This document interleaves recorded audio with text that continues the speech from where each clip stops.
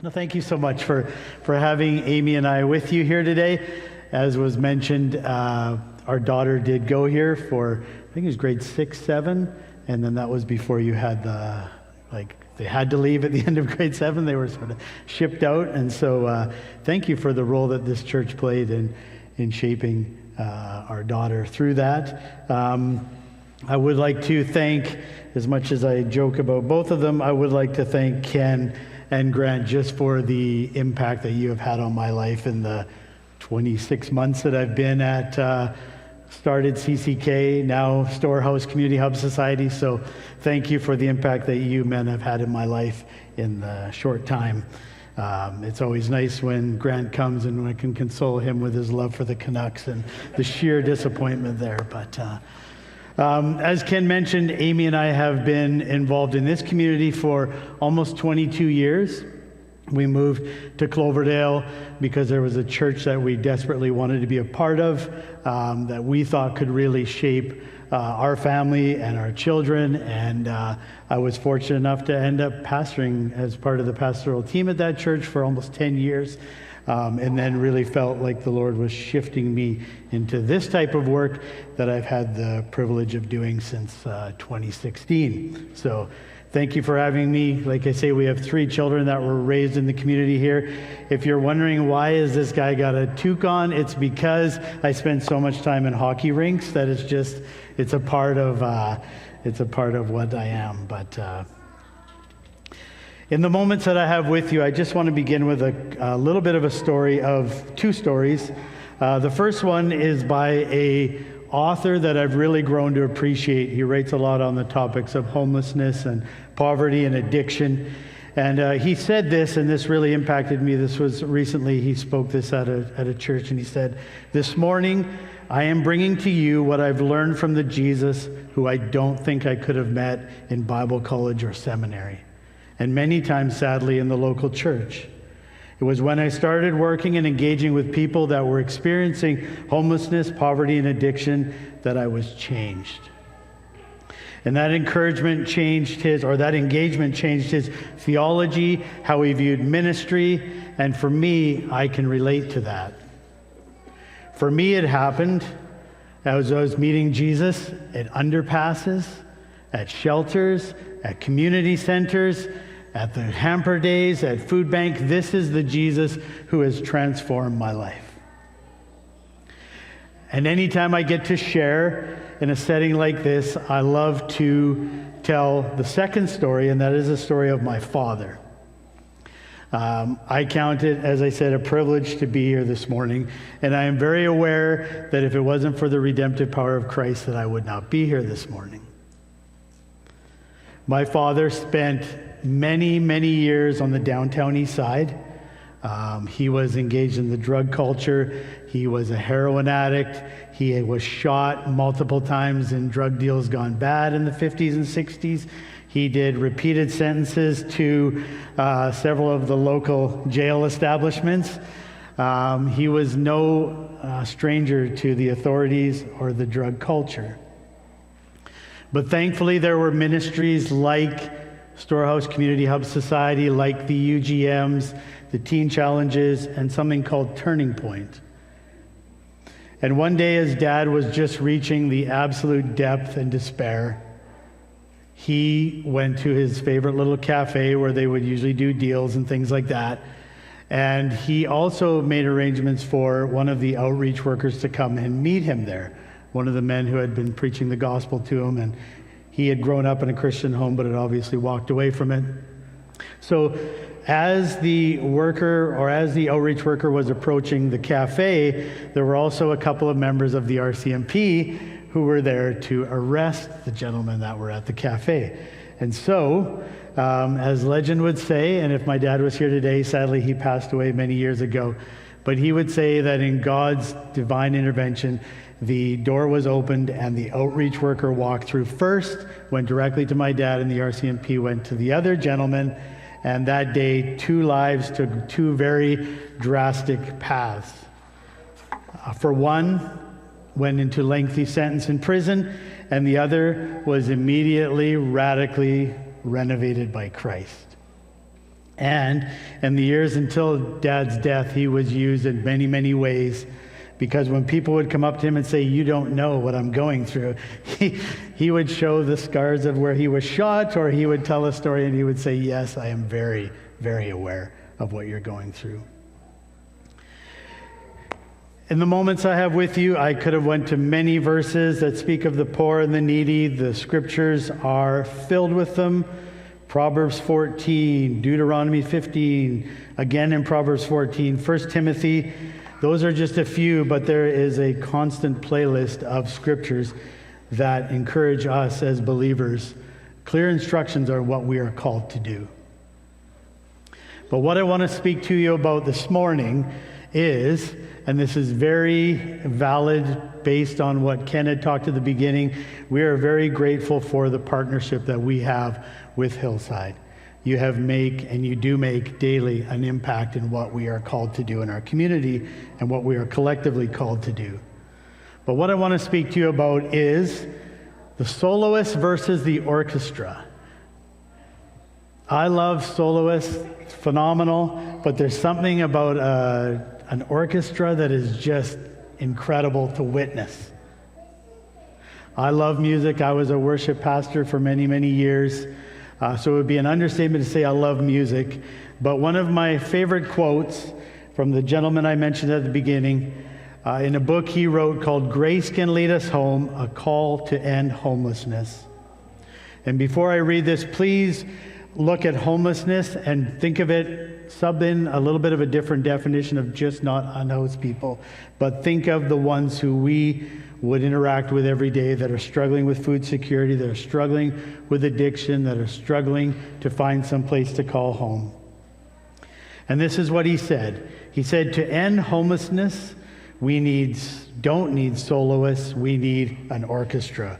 We need partners, participants, players, and partakers. We need people, warts and all. So what is the orchestra connection? Well, I am encouraged to say that you can see this church as part of the orchestra. I want to focus on 3 ways that you as a local church, and that if you're here for the first time and you're hearing about us, or you're part of this church you've never heard, here are some ways that your church is already doing it and that we hope that our community can do it. Let me begin with the first one, and this is always the most uncomfortable one, and that's financially. I had the privilege of working for Ford Motor Company and Toyota for almost, 14 years of my life, and I was the worst upsell person you could ever find in your life. Everybody liked to come to me because they knew I would just do the oil change and make the notes in the work order, but I would never give you that high pressure, you need to do this, you need to do that.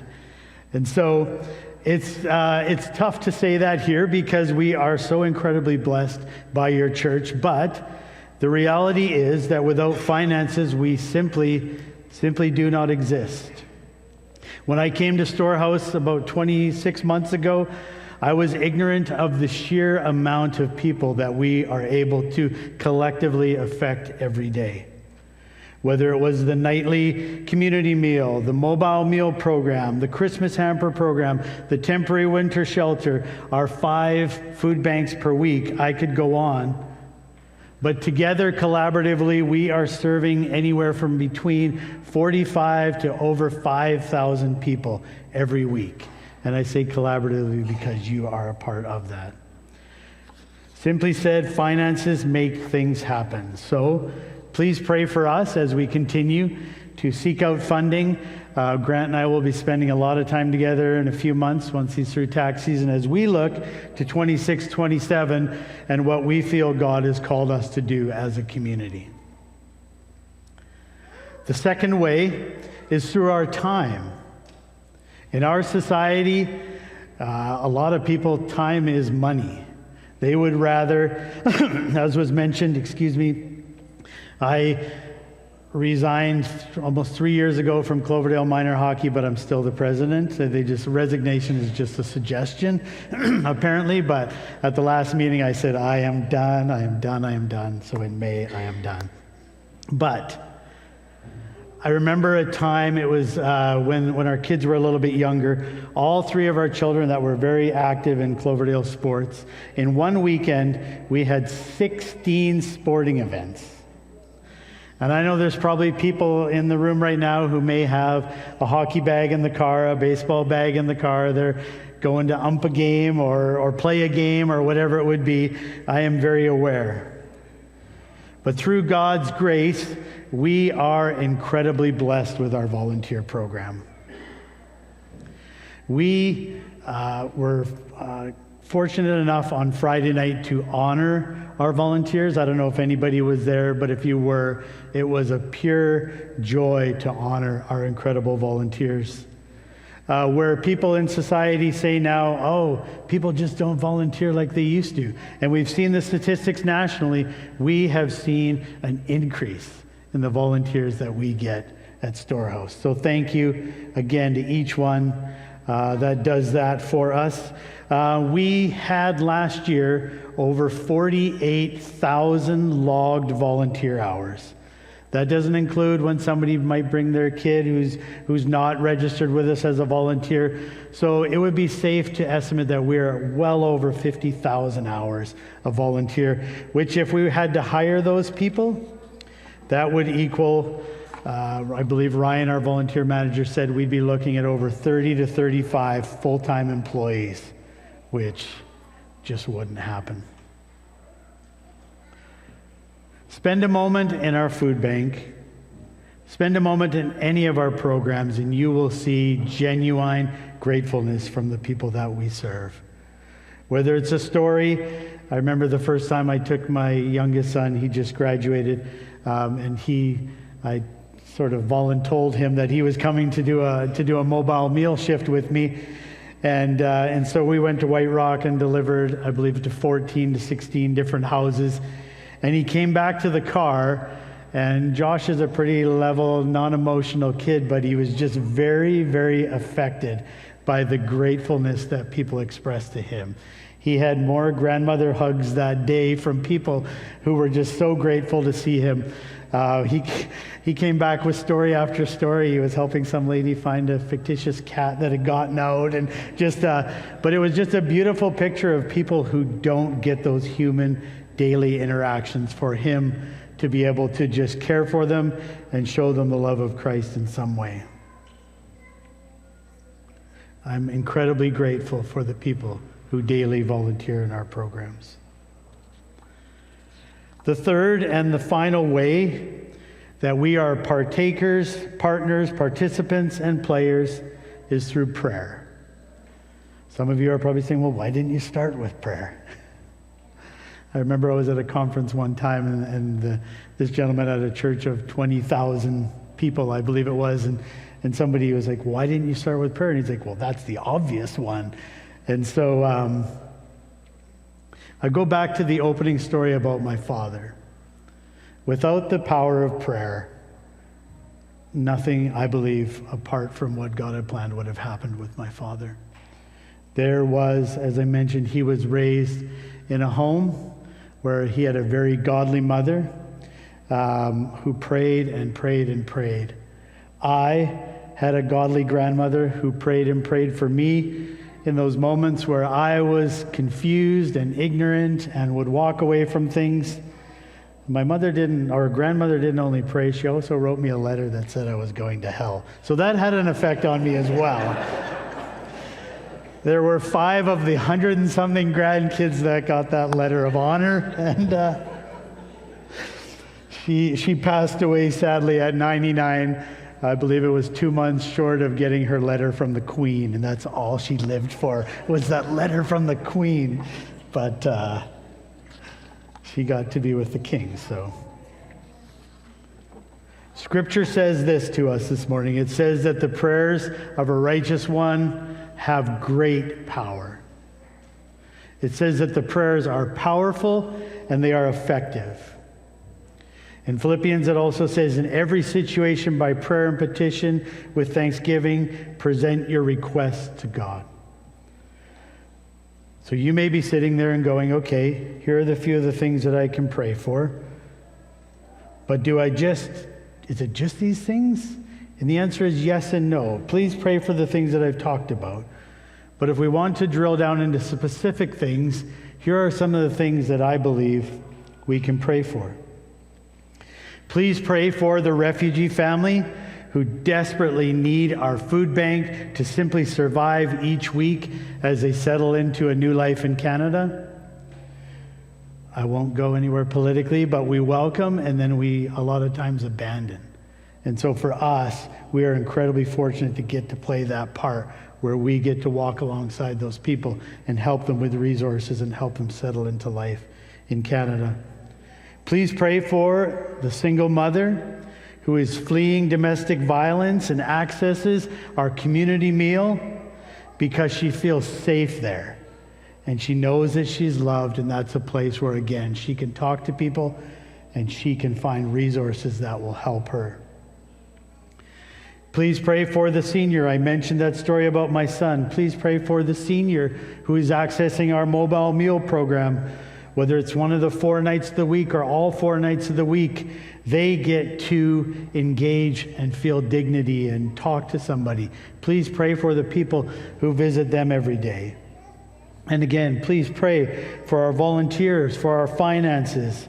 Pray for our future. What does God have next? What can we partner next that we can somehow continue to make the impact in our community?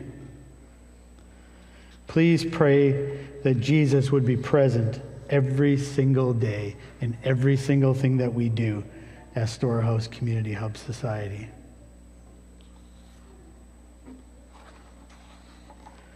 I stand here before you this morning very, very aware of what happens when people pray. Upstairs in the PCC offices, if you've been to our facility there, we rent space off Pacific Community Church. And so I walk by the prayer room every day. And there's a little quote on the door, and it says this. It says, if we could see what happens when we pray, we would never cease to pray. One final quote from Kevin, author of the book I mentioned before. He says this, and this is what I love about what we do, what you do with us, and it's this. We are called as Christians to be uninterested in someone's past as a determinant of their future. The gospel of Jesus takes away our right forever to discriminate between the deserving and the undeserving poor. Jesus is disinterested in deservedness. Try and say that twice. He is singularly focused on healing. This morning, not one of us deserves. Yet, through partners, participants, players, and partakers, giving of time, giving their prayers, we see something beautiful happening in our community. Something that you are a part of. Please hear me when I say this morning, Hillside. On behalf of the people, I am their voice, the people that we serve. Every time you participate, Hillside, you are part of a beautiful orchestra that walks out what God calls us to do every single day. As I close, I want to read a prayer to you. So if you could just, whether you're comfortable closing your eyes or just listening, I want to read this prayer to you this morning. It says this. It says, Lord, it is so easy to forget my real identity, especially when I am busy and life is going well for me and when I have adequate provision and protection. Equally, it is so easy for me to forget the identity of the person asking me for help. But before you, we stand on level ground. We are both created in your image, yet disfigured by our sin. Sinners for whom you died and whom you seek to restore as your image bearers by grace and through your loving kindness. I know, Lord, that a person asking me for help is someone you know and you love, who is of great worth to you. Lord, help me to live actively in this knowledge. Thank you, Hillside, for this opportunity to be with you this morning. Bless you all. Thank you.